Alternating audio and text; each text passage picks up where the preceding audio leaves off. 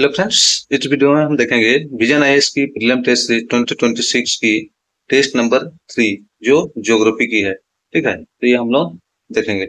यहाँ पे इसकी सिलेबस है। ठीक है, कहाँ कहाँ से पूछा, physical geography of the world. ठीक है, ये इसका सिलेबस यहाँ से ये पूछा गया है। चलिए हम लोग स्टार्ट करते हैं। और अगर यदि आप न्यू है तो इस चैनल को सब्सक्राइब कर सकते हैं। ठीक है, यहाँ पे जो है यूपीएससी से रिलेटेड वीडियो अपलोड किया जाता है। चलिए हम लोग देखते हैं। फर्स्ट नंबर क्वेश्चन यहाँ पे, सूडान वायरस। सूडान वायरस रोग एसवीडी के संदर्भ में निम्नलिखित कथनों पर विचार कीजिए। सूडान वायरस और इबोला वायरस एक ही परिवार से संबंधित है। सूडान वायरस रोग एक संक्रमित व्यक्ति द्वारा सांस के माध्यम से वायरस युक्त बूंदे और सूक्ष्म कणों को हवा में छोड़ने के कारण फैलता है। एसवीडी के लिए कोई प्रभावी एंटीवायरल दवा और वैक्सीन उपलब्ध नहीं है। तो यहाँ पे देख सकते हैं सूडान वायरस और इबोला वायरस जो है एक ही परिवार से संबंधित है, तो ये सही है, इसलिए कथन सही हो रहा है। कथन नंबर 2 देखते हैं। सूडान वायरस रोग जो है, ठीक है, सूडान वायरस डिजीज एक संक्रमित व्यक्ति द्वारा सांस के माध्यम से नहीं फैलता। ये क्या होता है, एक दूसरे के संपर्क में आने से, ठीक है, या गंदा जो गंदा जल हो गया या गंदा द्रव चीज होता है उससे फैलता है, या फिर जो संक्रमित व्यक्ति रहेगा उसके डायरेक्ट कांटेक्ट में आने से फैलता है, इसलिए गलत हो रहा है। एसडीपी के लिए कोई प्रभावी एंटीवायरल दवा और वैक्सीन नहीं है, तो ये भी सही है। इसलिए यहाँ पे बोल रहा है उपयुक्त कथनों में से कौन से सही है, 2 है, इसलिए केवल 2, ऑप्शन नंबर 20 का सही आंसर हो गया।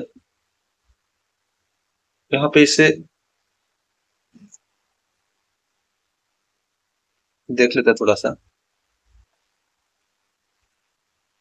हाल ही में युगांडा सरकार और डब्ल्यूएचओ ने देश में सूडान वायरस रोग के प्रकोप की पुष्टि की है। सूडान वायरस रोग एक विषाणु जनित रक्तस्रावी ज्वर रोग है या भी उसी वायरस परिवार से संबंधित है जिससे कि इबोला वायरस रोग संबंधित है। ठीक है, और आगे देख सकते हैं यहाँ पे इसके जो है,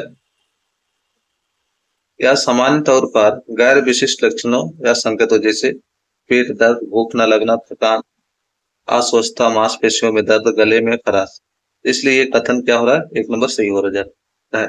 व्यक्ति से व्यक्ति में इसका संक्रमण संक्रमित रक्त, अन्य शारीरिक तरल पदार्थ, अंगों या दूषित सतहों और सामग्रियों के सीधे संपर्क में आने से होता है। इसलिए ये कथन नंबर 2 क्या हो जा रहा है, गलत हो जा रहा है। वो सांस के द्वारा फैलता है बोला था, तो ये कथन नंबर 2। इसकी जो पूरा व्याख्या देखना चाहेंगे तो ये पूरा देख लीजिएगा। ठीक है, इबोला वायरस रोग की तरह Sudan virus disease, Sudan virus रोग के लिए कोई प्रभावी एंटी वायरल और वैक्सीन उपलब्ध नहीं है, इसलिए ये कथन नंबर 3 क्या हो रहा है, सही हो रहा है। ठीक है, इस प्रकोप को 142 मामलों की पुष्टि के साथ 115 दिनों के बाद समाप्त घोषित कर दिया गया। साथ ही संपर्क में आए लोगों पर संभावित टीके की किसी खुराक का उपयोग की जाने से पहले इस रोग से होने वाली मौत की दर कितना है, 39% है। अब हम लोग आगे बढ़ते हैं, सेकंड नंबर क्वेश्चन देखते हैं।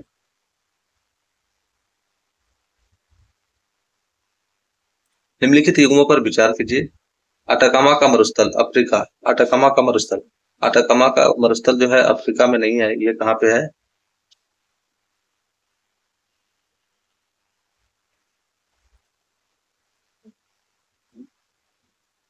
दक्षिणी अमेरिका में है। ठीक है, इसलिए क्या हो रहा है, गलत हो जा रहा है। ग्रेट विक्टोरिया मरुस्थल, ग्रेट ग्रेट विक्टोरिया मरुस्थल ये ऑस्ट्रेलिया में है, तो ये सही हो जा रहा है। सोनोरन मरुस्थल, मरुस्थल जो है उत्तरी अमेरिका में है, इसलिए ये भी सही हो जा रहा है। इसमें से कितने सुमेलित है बोलता है, तो केवल 2 है, इसलिए इसका सही ऑप्शन हो जाएगा केवल 2। यहाँ पे देख सकते हैं अटाकामा का मरुस्थल, अटाकामा मरुस्थल अफ्रीका में नहीं बल्कि दक्षिण अमेरिका में स्थित है। इसका अधिकांश भाग चिली में जबकि कुछ भाग पेरू में विस्तृत है, इसलिए कथन 1 क्या है, गलत हो रहा है। कथन 2 देखें। ग्रेट विक्टोरिया मरुस्थल, ग्रेट विक्टोरिया मरुस्थल ऑस्ट्रेलिया का सबसे बड़ा मरुस्थल है जो पश्चिमी ऑस्ट्रेलिया और दक्षिणी ऑस्ट्रेलिया के कुछ हिस्सों में फैलता है, इससे कथन नंबर 2 क्या है, सही है।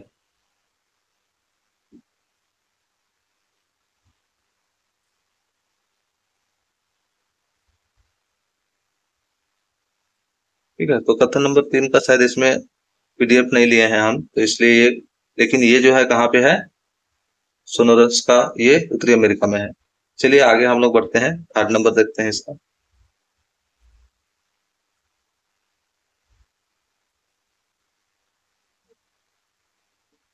निम्नलिखित कथनों पर विचार कीजिए।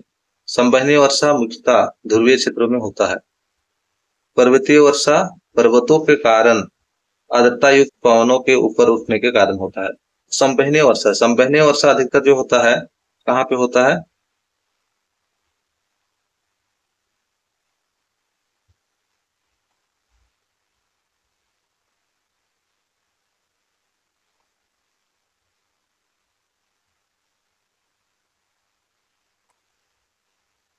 संवहनीय वर्षा जो होता है वो क्या होता है, ध्रुव पे होता है। ठीक है, कहाँ पे होता है, ध्रुव पे। तो ध्रुव और क्या हो गया, जो कर्क रेखा से ऊपर उष्ण कटिबंधीय होता है उस क्षेत्र में क्या होता है, संवहनीय वर्षा होता है। ध्रुव वर्षा तो क्या होता है, ध्रुव में ठंडी हवा होता है, जिसके कारण वहां से जो ऊपर से हवा नीचे बैठता है, तो वहां पे क्या होगा, संवहन नहीं होगा, इसलिए गलत हो जा रहा है। उसके बाद क्या है, सेकंड नंबर पर्वतीय वर्षा। पर्वत में क्या है, पर्वतों के कारण हवा क्या उठता है, जैसे जैसे हवा जा रहा है तो पर्वत के कारण ये हवा ऊपर उठेगा, और ऊपर उठने के कारण जैसे जैसे ऊपर जाता है तो ये क्या होता है, ठंडा होता है, तो जलवाष्प ठंडा होकर फिर जल के बूंदों के रूप में बढ़ेगा और उसके बाद यहाँ पे वर्षा करेगा, तो ये सही है। ठीक है, पर्वतों के कारण आर्द्रता युक्त पवने के ऊपर उठने के कारण होता है, तो इसमें से जो है कौन से सही है पूछा गया, तो केवल दो, इसका सही आंसर बी हो जाएगा।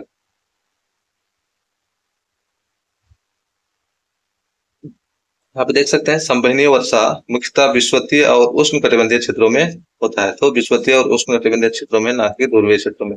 या तीव्र सौर ताप के कारण होती है, जो गर्म आर्द्र वायु की तेजी से ऊपर उठने के लिए प्रेरित करती है। जैसे जैसे वायु ऊपर उठती है या ठंडी होकर संघनित होती है, जिससे अत्यधिक वर्षा होती है। यह वर्षा आमतौर पर दोपहर में होता है, दोपहर में। ठीक है, पर्वतीय वर्षा को रिलीफ रेनफॉल के रूप में भी जाना जाता है, और यह तब होती है जब आर्द्रता युक्त पवनें पर्वत श्रृंखला के सहारे ऊपर उठने के लिए बेहोश होती है।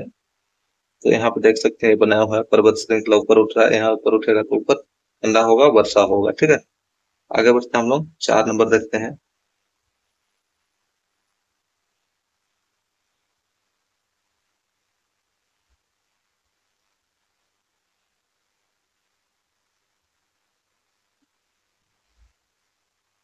निम्नलिखित कथनों पर विचार कीजिए। सिरोको, मिस्ट्रल, बोरा उपयुक्त में से कितनी भूमध्य सागर क्षेत्र में चलने वाली ठंडी स्थानीय पवने हैं। तो ये सिरोको जो है ये मरुस्थल में चलता है, मरुस्थलीय पावन है, इसलिए ये क्या हो जाएगा, गलत हो जा रहा है।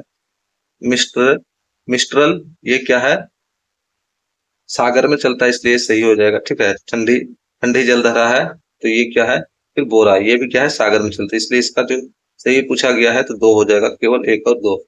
यहाँ पे इसके बारे में जिक्र दिया गया है। भूमध्य सागर के आसपास कई स्थानीय पवन चलती है, जिनमें से कुछ गर्म और कुछ ठंडी होती है।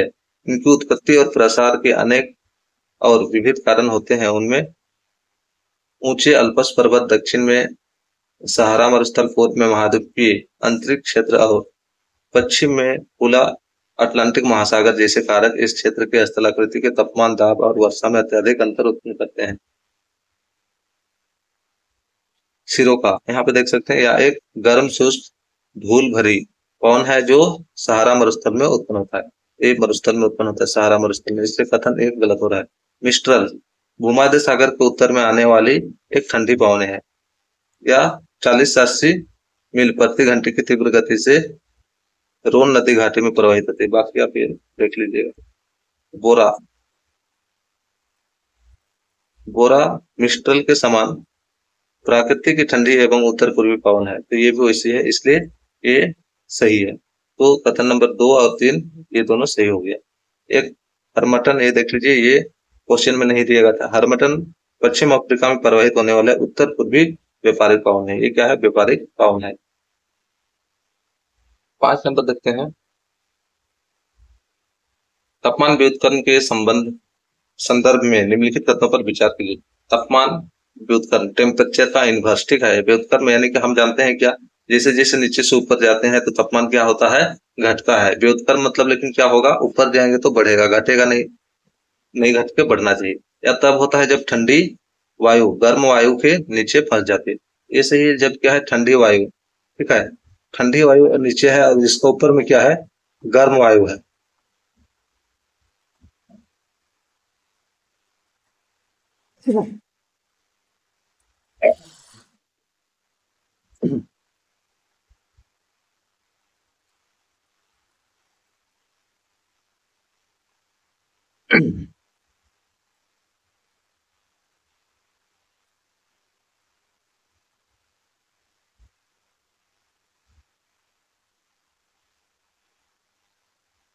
क्या होगा, गर्म रहेगा टेम्परेचर, तो नीचे क्या होगा, ठंडा होगा।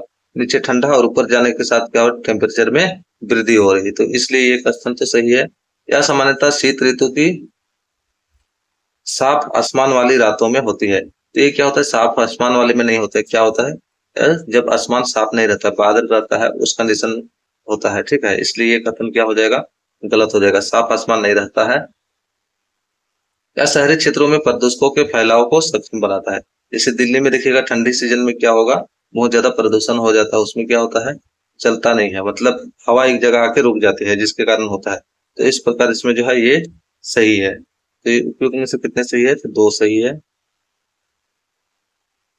तापमान व्युत्क्रम एक मौसमी घटना है जिसमें सामान्य ह्रास दर ऊंचाई के साथ तापमान में कमी उलट जाती है। ऊंचाई के साथ क्या होता है, कमी उलट जाती है। ऐसी स्थिति में ठंडी वायु गर्म वायु की एक परत के नीचे फंस जाती है। देख रहे हैं, ठंडी वायु क्या है, गर्म वायु के नीचे फंस जाती है। इसे एक स्थिर वायुमंडल स्थिति निर्मित होती है जिसका पर्यावरण पर महत्वपूर्ण प्रभाव हो सकता है। यहाँ पे वार्म एयर देखिए, कोल्ड एयर, ठीक है। यह स्थिति उत्पन्न होती है जब ठंडी वायु गर्म वायु के नीचे फंस जाती है। सामान्य परिस्थितियों में सतह के पास की वायु ऊपर की वायु की तुलना में गर्म होती है, जिससे ऊष्मा ऊपर उठती है और ऊपरी वायुमंडल में मिल जाती है। तापमान व्युत्क्रम के दौरान यह प्राकृतिक मिश्रण उलट जाता है, क्योंकि गर्म वायु की एक परत नीचे की ठंडी वायु को रोक लेती है, ऊपर नहीं उठने देती। इस स्थिति के कारण वायुमंडल में वायु स्थिर की स्थिति में वायु स्थिरता की स्थिति में आ जाती है, इसलिए कथन एक सही है।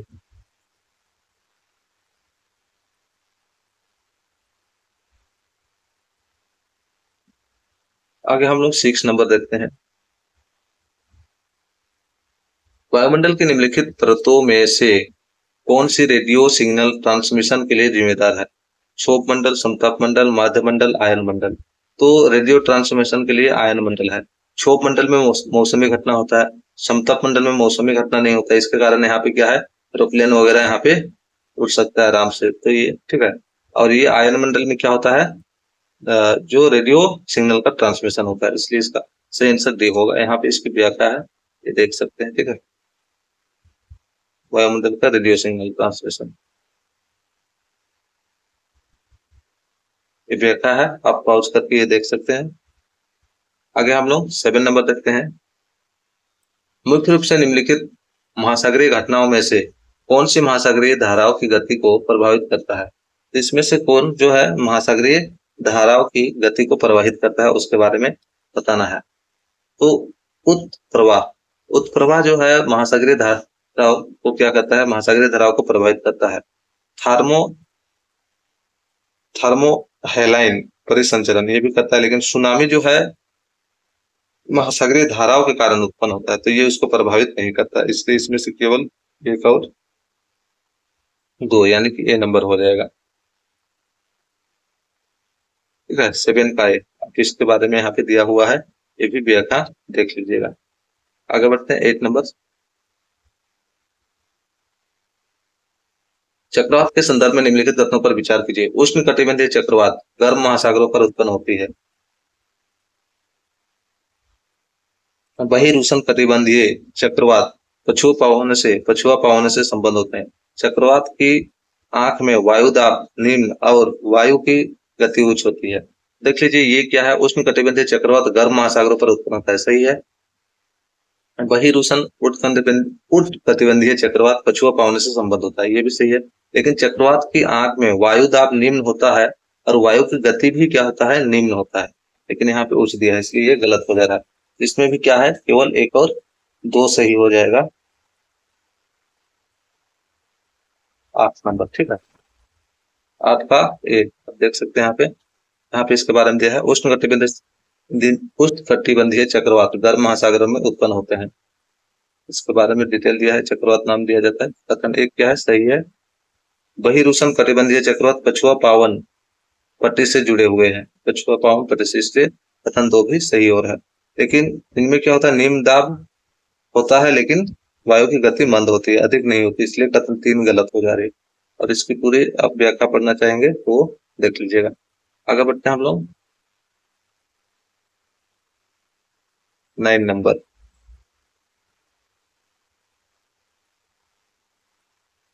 वैश्विक दाब पट्टी के संदर्भ में निम्नलिखित कथनों पर विचार कीजिए। विश्वत रेखीय निम्न दाब पेटी को डोलट्रम भी कहा जाता है। तो ये क्या है, सही है। विश्वत रेखीय जो निम्न दाब पेटी है उसको डोलट्रम भी कहा जाता है, ठीक है, डोलट्रम भी कहा जाता है। तो इस प्रकार ये क्या है, सही है। उष्ण कटिबंधीय उच्च दाब की पट्टी अवरोही वायु और शांत दशाओं से संबंध है, अवरोही और शांत वायु, तो ये भी सही है। तो इसलिए इसका सही आंसर क्या हो जाएगा, कौन से सही है पूछा गया है, तो दोनों सही है, इसलिए इसका सही आंसर सी हो जाएगा।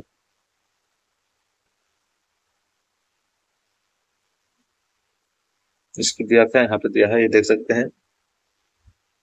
विषुवत रेखीय नींद दाब पट्टी या इसको डोलट्रम कहा जाता है, 5 डिग्री नॉर्थ से 5 डिग्री साउथ के बीच स्थित होता है। इसकी विशेषता तीव्र सौर दाब है, जिसके कारण वायु के ऊपर ऊपर उठती है और निम्न दाब क्षेत्र का निर्माण होता है। दाब प्रवणता कमजोर होने के कारण पवनें हल्की और परिवर्तनशील होती है, जिससे शांत दशा निर्मित होती है। निरंतर चलने वाली पवनों की अनुपस्थिति के कारण इस क्षेत्र को डोलट्रम कहा जाता है, जिसके कारण प्राचीन काल से ही यहाँ नौकायान जहाज लंबे समय तक फंसे रहते हैं। उदाहरण, विषुवत रेखा के आसपास का क्षेत्र जहाँ व्यापारिक पवनें आपस में मिलती है उसे अंततः उष्ण कटिबंधीय अभिसरण क्षेत्र ITCZ, ठीक है, ये कहा जाता है। आगे बढ़ते हैं हम लोग 10 नंबर देखते हैं।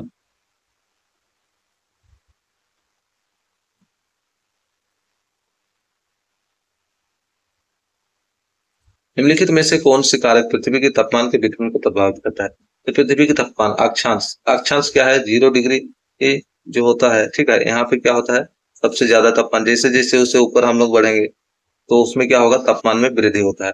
ऊंचाई, ऊंचाई के साथ भी तापमान में जैसे जैसे ऊंचाई बढ़ेगा, ठीक है, ऊंचाई जाएंगे हम ऊंचाई पे, तो उसका जो है ऊंचाई के साथ क्या होता है, टेम्परेचर कम होता है। महासागरीय धाराएं, महासागरीय धाराएं भी क्या करते हैं, तापमान को प्रभावित करते हैं। जैसे उसकी धाराएं ठंडी धारा से गर्म धारा की तरफ जाएगी, गर्म धारा से ठंडी धारा तरफ जाएगी, तो ये तापमान को क्या करता है, प्रभावित। मानवीय गतिविधियां, मानवीय गतिविधियों से भी, जैसे अभी कार्बन डाइऑक्साइड वगैरह बढ़ रहा है मानवीय गतिविधियों को, जिसके कारण टेम्परेचर में वृद्धि हो रही है, तो ये भी क्या करता है, प्रभावित करते हैं। चारों प्रभावित करता है और सही उत्तर पूछा है, तो इसमें कौन सा हो जाएगा, सी नंबर, 1 2 3 4। 11 नंबर देखते हैं। निम्नलिखित शहरों में से कौन सा प्रधान मध्याह्न रेखा 0 डिग्री देशांतर से सबसे निकट है। लंदन, पेरिस, मैड्रिड, रोम। इसमें जो है लंदन, लंदन से होकर क्या है, प्रधान मध्याह्न रेखा गुजरता है, इसलिए इसका सही आंसर हो जाएगा ए नंबर।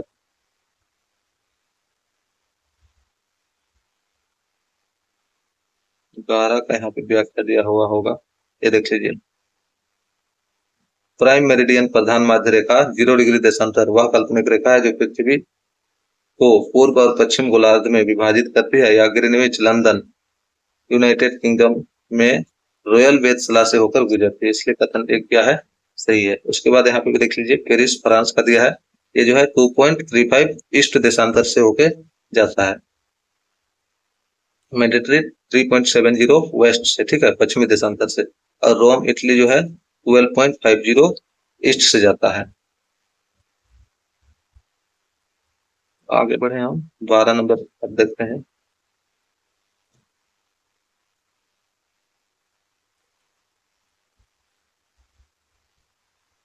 ये भूआकृतियां हिम नदीय क्षेत्रों में हिमनद के नीचे की ओर खिसकने की स्थिति में निर्मित होती है। हिमनद पहले से मौजूद नदी घाटियों को गहरा, चौड़ा और सीधा करके यू आकार की घाटियों में बदल देते हैं।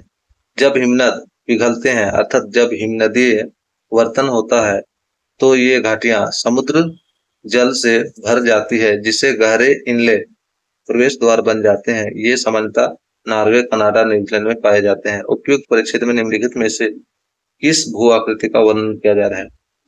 सर, अरेत, हिमोड या खजर? ठीक है, फिजोर। तो इसमें जो है फिजोर के बारे में कहा जा रहा है। फिजोर जो है क्या होता है, जो हिम नदी का जो है, जहाँ पे समुद्र से मिलता है, वहां पे क्या होता है, ये यू आकार की घाटी को और ज्यादा ये करके बढ़ा देता है और उसे फिजर का आकृति बनाता है। जहाँ प्रवेश द्वार बड़ा हो जाता है तो वहां पे समुद्र का पानी भी क्या होता है, नदी के अंदर आ जाती है, इसलिए फिजर होगा। सार्क जो है हिम नदी में शुरुआती स्टार्ट में बनाता है। ठीक है,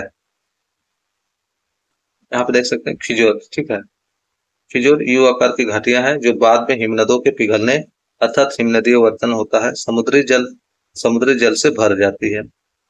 इनकी संकीर्ण तीव्र किनारे वाले इनलेट होते हैं और ये सामान्यतः नॉर्वे, कनाडा, न्यूजीलैंड में पाए जाते हैं। सर्प क्या होता है, हिम नदी घाटी शीर्ष पर पाए जाने वाला एक कटोरे के आकार का गर्त होता है। हिमोड़ क्या है, हिम नदियों द्वारा निक्षेपित मलबे, चट्टाने या तलछट का ढेर होता है। आरेत क्या है, हिम नदी घाटियों के बीच एक संकीर्ण तीक्ष्ण चोटी, जिसको कटक बोलते हैं। ठीक है, 13 नंबर देखते हैं। सुर्खियों में रही नमस्ते योजना का उल्लेख निम्नलिखित में से किस संदर्भ में किया जाता है? करंट अफेयर से शिल्पकार और पारंपरिक कारीगरों के लिए कौशल विकास, सीवर सफाई के मशीनरी और सफाई कर्मचारियों के पुनर्वास के लिए, सूक्ष्म एवं लघु उद्योगों के लिए वित्तीय सहायता कार्यक्रम, शहरी अपशिष्ट की ऊर्जा प्राप्त करने की परियोजना को बढ़ावा देने के लिए किया जाता है।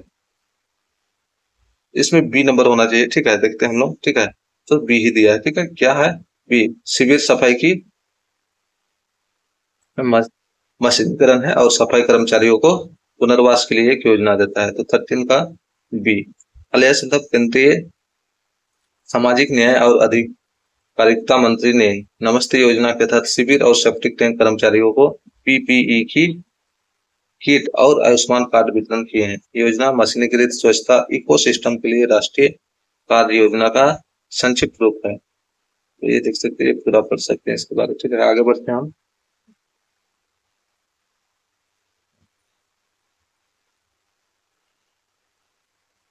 निम्नलिखित युग्मों पर विचार किए। द्विपक्षीय अभ्यास, भारत के साथ भागीदारी। एक्वेरिन जापान के साथ एक्वेरिन नहीं है, जापान के साथ जो है धर्म गार्डियन जो है जापान के साथ एक सैन्य अभ्यास हुआ है, इसलिए ये गलत हो जा रहा है। जापान के साथ हुआ है तो एक नंबर गलत हुआ, तो दूसरा भी क्या हो गया, गलत हो गया।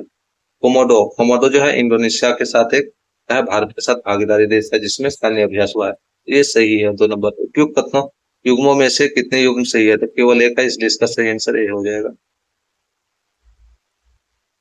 15 देखते हैं।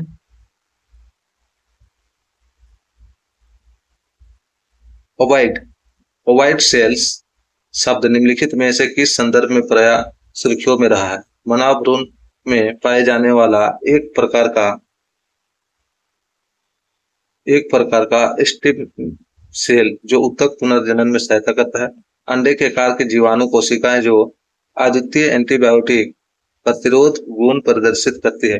कुछ कवक बीजाणुओं का वर्गीकरण जो पौधों की बीमारियों में योगदान करते हैं। डी नंबर तंत्रिका तंत्र में पाई जाने वाली एक विशेष कोशिका संरचना जो पहचान स्मृति में एक आधारभूत भूमिका निभाता है। ये क्या है?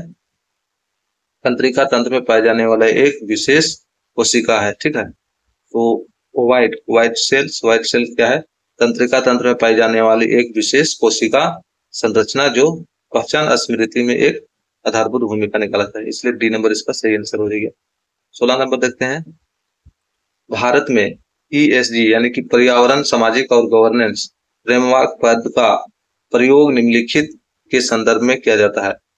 भारतीय प्रतिभूति और विनियमन बोर्ड, भारतीय रिजर्व बैंक, नवीन और नवीकरणीय ऊर्जा मंत्रालय, आवास और शहरी कार्य मंत्रालय। इसमें जो है भारत में ESG पर्यावरण, सामाजिक और गवर्नेंस फ्रेमवर्क पद का जो प्रयोग किया जाता है वो किसके लिए? भारतीय प्रतिभूति और विनियमन बोर्ड।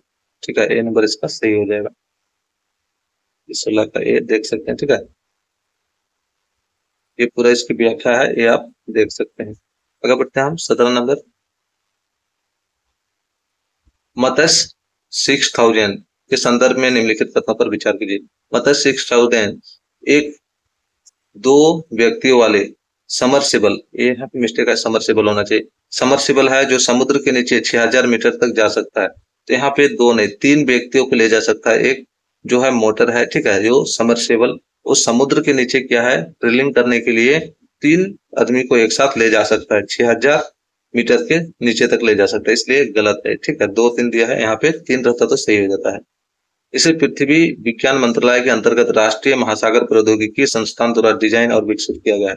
ऐसे ही है, इसे जो डिजाइन किया गया है अंतरराष्ट्रीय महासागरीय प्रौद्योगिकी संस्थान द्वारा डिजाइन और विकसित किया जा रहा है, इसलिए ये सही है। यह गहरे समुद्र में अन्वेषण के लिए भारत का पहला मानव मिशन है, ये भी सही है। तो इसमें से 2 सही है, 2 और 3, इसलिए इसका सही आंसर हो जाएगा बी, ठीक है। 17 नंबर। 18 नंबर देखते हैं, व्हाइट विंग डक के संदर्भ में निम्नलिखित कथनों पर विचार कीजिए। व्हाइट विंग डक को IUCN के रेड लिस्ट, यहाँ पे रेड लिस्ट नहीं, यहाँ पे क्या होगा, अति संकटग्रस्त, ठीक है, अत्यधिक संकटग्रस्त में इसको लाया गया है, इसलिए गलत हो जा रहा है, शामिल किया गया है संकटग्रस्त के रूप में। गंभीर संकटग्रस्त में क्या है, इसको शामिल किया गया है, तो इसलिए क्या हो जाएगा, गलत हो जाएगा। संपूर्ण भारतीय उपमहाद्वीप विशेष रूप से पश्चिमी घाटों में व्यापक रूप से पाया जाता है। ये संपूर्ण भारतीय महाद्वीप में नहीं पाया जाता है, ये भारत में विशेषकर आसाम, ठीक है, आसाम, फिर उधर जो है मिजोरम, इस एरिया में ये, और बांग्लादेश यहाँ पाया जाता है, इसलिए ये भी गलत हो रहा है। यह एक रात्रिचर पक्षी प्रजाति है जो मुख्यतः रात के समय सक्रिय रहता है, ये सही है, ये रात्रिचर पक्षी है और रात में सक्रिय रहता है। तो कितने सही है, तो केवल एक सही है। यहाँ पे 18 नंबर का दिया हुआ है, इंग डक एक दुर्लभ जोड़ा दिहिंग पटकाई राष्ट्रीय उद्यान असम में देखा गया है। इसके बारे में डिटेल्स में दिया गया है, ठीक है। पहले ज्यादा था, अभी लगभग कितना है, 800 की संख्या है। 800 की संख्या में ही वनों में शेष बचे हैं, जिनमें से लगभग 450 भारत बांग्लादेश म्यांमार में पाई जाती है, और भारत में विशेषकर कहाँ, असम में पाया जाता है। इसलिए कथन 2 क्या है, गलत हो जा रहा है। कथन 3 सही हो रहा है, रात्रिचर है, और कथन 1 गलत है, क्योंकि ये जो है वन अधिनियम सूचीबद्ध 1 में चलान है। I1 की रेड लिस्ट के तहत गंभीर रूप से संकटग्रस्त में शामिल किया गया है। आगे देखते हैं 19 नंबर, कभी कभी सुर्खियों में रहने वाले पद एक्रिसन डिस्क का उल्लेख निम्नलिखित में से किस संदर्भ में किया जाता है। इंटरस्टेलर धूल और गैस से ग्रहीय प्रणालियों का निर्माण, टेक्टोनिक प्लेट सीमाओं के साथ समुद्री तलछट का संचयन, तटीय क्षेत्रों में अपंग पट्टी के निर्माण का प्रक्रिया, नदी डेल्टा में मृदा अपरदन और अवसादों की परिघटना। तो यहाँ पे बोल रहा है सुर्खियों में रहने वाले एक रेशन पद, तो ये है इंटरस्टेलर अंतरतारकीय धूल और गैस के ग्रहीय प्रणाली। ये क्या होना चाहिए, ए नंबर होना चाहिए, ठीक है। 19 का क्या है, ए। तो यहाँ पे देख सकते हैं, हालिया संदर्भ नासा के जेम्स वेब स्पेस टेलीस्कोप ने एक्रेशन डिस्क से लगातार टिमटिमाती रोशनी को डिटेक्ट किया है। एक्रेशन डिस्क एक सपाट वृत्ताकार या दीर्घ वृत्ताकार संरचना होती है, जिसका निर्माण तब होता है जब कोई पदार्थ किसी मजबूत गुरुत्वाकर्षण बल, जैसे कि किसी तारे या बल्ब की ओर होता है। इसके बारे में पूरे डिटेल से आप यहाँ पे देख सकते हैं, ठीक है। आगे बढ़ते हैं 20 नंबर, ढोकरा कलाकृति के संदर्भ में निम्नलिखित कथनों पर विचार कीजिए। ढोकरा कलाकृति से रिलेटेड है। ढोकरा एक प्राचीन आलफ धातु ढलाई तकनीक है, जिसमें लुप्त मोम प्रक्रिया का उपयोग किया जाता है। तो ये सही है, लुप्त मोम, ठीक है। क्या है, मोम का बना के यहाँ पे क्या है, आलफ धातु प्रक्रिया है, तो ये जो है सही हो जा रहा है। पश्चिम बंगाल, झारखंड, ओडिशा ढोकरा उत्पादन के प्रमुख केंद्र है, ये भी सही है, दोनों सही है, इसलिए इसका सही आंसर सी हो जाएगा। 20 का यहाँ पे एक्सप्लेनेशन ये रहा पूरा, ये आप देख सकते हैं। आज के लिए लास्ट क्वेश्चन, ठीक है, 21, ये हम लोग देखते हैं। प्राय सुर्खियों में रहने वाला माया, अमोघ और अदम्य पदों का उल्लेख किस संदर्भ में किया जाता है। आनुवंशिक रूप से संशोधित फसल पादप, कृत्रिम बुद्धिमत्ता आधारित साइबर सुरक्षा, स्वदेशी रोबोटिक बारूदी सुरंग हटाने और बम निपटाने के लिए, या एडवांस अंडर वाटर व्हीकल। तो यहाँ पे इसका जो आंसर होना चाहिए डी होना चाहिए, एडवांस अंडर वाटर व्हीकल्स होना चाहिए। ठीक है, यहाँ पे देख सकते हैं डी यहाँ पे दिया हुआ है। भारतीय प्रधानमंत्री की हालिया संयुक्त राज्य अमेरिका यात्रा के दौरान ऑटोनोमस सिस्टम इंडस्ट्री अलायंस की घोषणा की गई है। इस पहल का उद्देश्य हिंद प्रशांत क्षेत्र में उद्योग साझेदारी और उत्पादन को बढ़ाना है। यहाँ पे इसके बारे में और डिटेल देख सकते हैं। तो अगर यदि अच्छा लग रहा है आपको, ठीक है, ये सीरीज इस प्रकार करना है तो इस चैनल को सब्सक्राइब कर लीजिएगा और अपने जो दोस्तों है या भाई बहन है उसमें भी शेयर कर दीजिएगा। चलिए फिर इस वीडियो में तय करते हैं, इसकी जो टेस्ट सीरीज का 21 तक हुआ उससे आगे का नेक्स्ट वीडियो के साथ मिलते हैं।